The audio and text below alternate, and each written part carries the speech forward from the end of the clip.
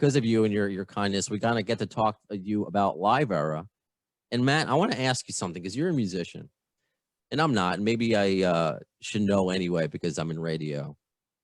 And this is, I guess, the primary question I got from listeners. Mhm. Yeah, Live Era. It's a live album, double album that came out in 1999. From it's the best of 87 to 93.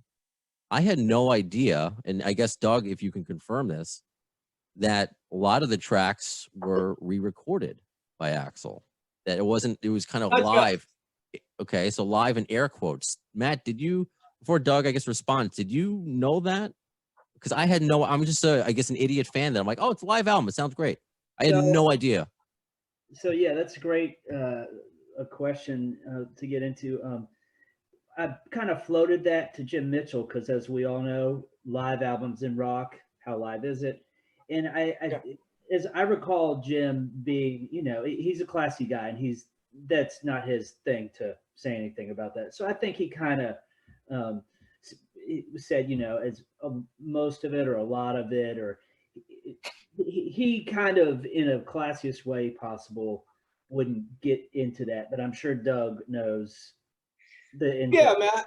Yeah, it was basically all we were doing was calling up fixes.